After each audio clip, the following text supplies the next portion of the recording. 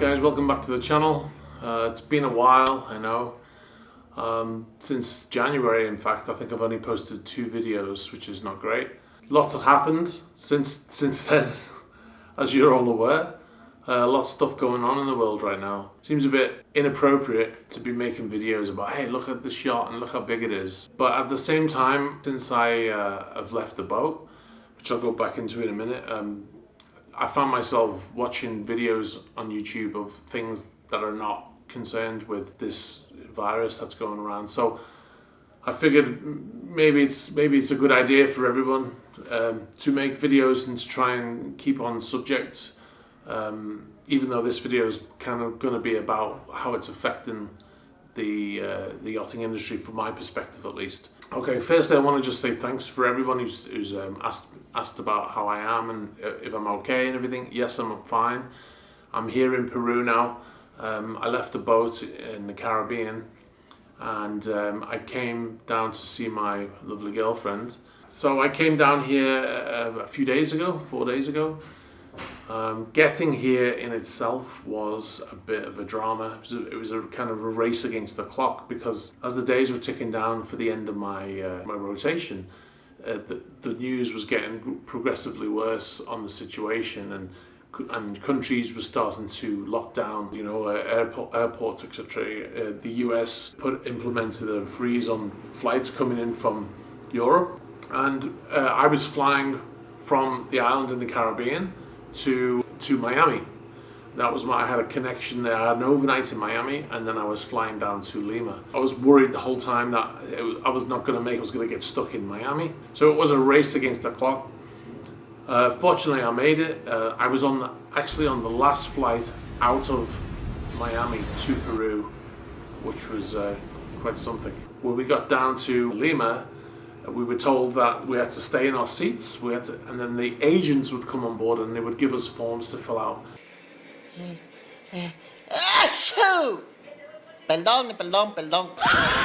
They came and took us in small groups off the plane, and as we walked out of the door, there were medical people dressed head to toe like they were going into an operating theatre, taking our temperatures, asking us if we were okay, if we had a cough, would we short of breath, all that kind of stuff. So luckily my temperature was fine, and eventually went through. Packed airport, absolutely packed. There was, I don't know how many planes landed at the same time, but there were people everywhere. And as you do, I took out my phone and filmed a little bit of it. The day after I got here, there was a lockdown, quarantine for 14 days, mandatory by the government. I think that's a good thing.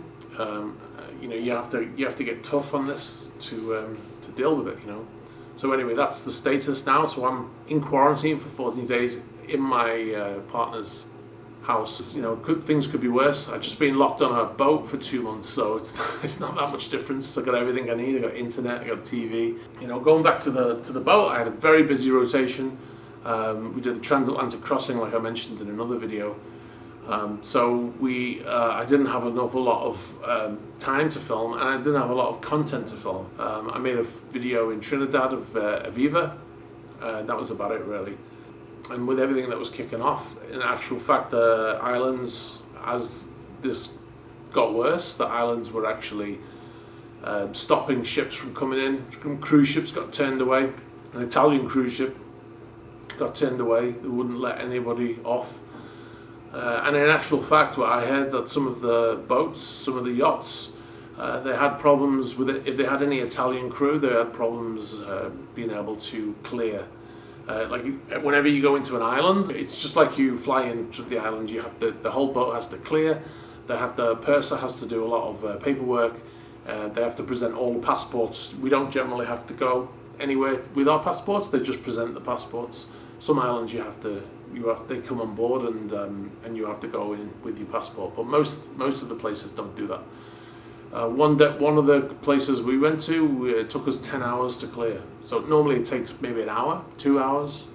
Like when I was leaving the island I was leaving, they put out a notice saying that they were going to stop all flights in and out from the 17th of March. That's happened now, obviously. And yeah, so I was lucky. I was lucky to get out of that from the island. I was lucky to get into Miami, and I was lucky to get out of Miami and into Peru. I mean, like I said, a race against time. It definitely was. I've heard stories of boats being stranded now. I heard stories of boats being able to dock in Gibraltar, but not being able to get cleared. So they were able to go in and get fuel, but they weren't able to get cleared. No crew could go ashore, none of them. I had a story of one boat being stranded in Chile because they can't get out, they can't leave, and that's going to be the case with a lot of places now. You know, you just, wherever you happen to be, they're not going to clear you to leave, or if you do leave, you might not get into the next place you go, which is obviously a problem. You get low on fuel very quickly, you get low on food. So yeah, so you got to kind of, a lot of the boats, or most of the boats now, I would imagine, are just staying where they are and sitting it out. Yeah, it's a good place to be honest, if you're on a boat, because you're kind of in a bubble. This whole thing started after I went on the boat. I was actually in Italy. If you're a regular viewer, you might have seen, I did some videos in Italy before we left. So we left beginning of January, before this all sort of kicked off.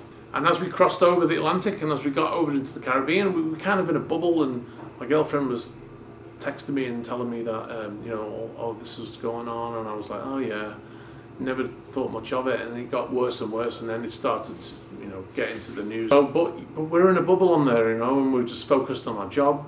Of course, we read the news and that, but you know, we all joined at the same time, more or less. We all travelled out together. There was no crew changeover, so there was no possibility of any infection coming onto the boat. The only contact we had with the outside world was basically in these ports where we were getting fuel and we were getting food. That all comes on. It's all comes on in boxes and stuff, and it's all unpacked and cleaned and everything. Very solid disinfectant regime. So you know, we all feel pretty safe. And then you leave the boat, and, like I did, and then you come into the world, and it's like, wow, it's quite a shock. Boats are basically stopping wherever they happen to be. I also got an email from one of the crew agencies, and they were basically asking all of the people who are registered to update their location, because they were saying that with the way things have gone, if any boats need crew, because they can't fly them in or out, they might need to bring on a crew temporarily, on a temporary basis. You know, they might need an engineer or something, and then because they can't fly them from anywhere in the world, you might be in that location where they need somebody. So they're asking you to update your locations. So that's kind of the messages I'm getting from crew agencies right now. So that pretty much brings me up to date. What I'd like to do is I'm going to do a few videos. I'm going to do another question and answers pretty soon. I've been going through all the questions from the last Q&A, the one that was the girlfriend contracts. That was a very popular Q&A. It's had over 600,000 views now, so there's a lot of questions in there. So I'm going to do that. If you've got any questions, if you're watching this video now, if you've got any questions that you don't have to go back to that video, put your questions in here. And I will do one in a couple of days, hopefully. If you've got any specific questions about what's happening and how it affects the boats and stuff like that, put that below also.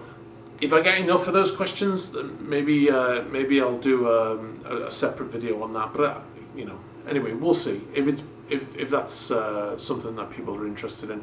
But I'm definitely going to do another Q&A. It's going to be a generic Q&A based on the regular questions, not the end of the world questions. Like I said at the beginning, thanks again for all the comments on asking how I am. I'm fine. I'm now on leave and I'm quarantined, yay. So I've gone from 2 months quarantined on a boat to 2 weeks, at least 2 weeks quarantined in my girlfriend's house in Peru. Police have just come outside. You might have heard that then. Police are going around with the blue lights on with a loudspeaker telling everybody to stay inside, not to go outside. If you go outside, Without the proper paperwork, you can be arrested and taken away. There's also a curfew, by the way, I forgot to mention. There's also a curfew, so I think it's from 8 p.m. till 5 a.m. Nobody's allowed out. Nobody. Except the police, obviously. And the military. They're out as well. So, yeah, they're pretty locked down this place pretty good. Anyway, I'm going to leave it there. Thanks to everyone for watching. If you're still watching, well done. Get your questions in below and I will try and get another video out in a few days. Alright guys, thanks for watching. Bye bye.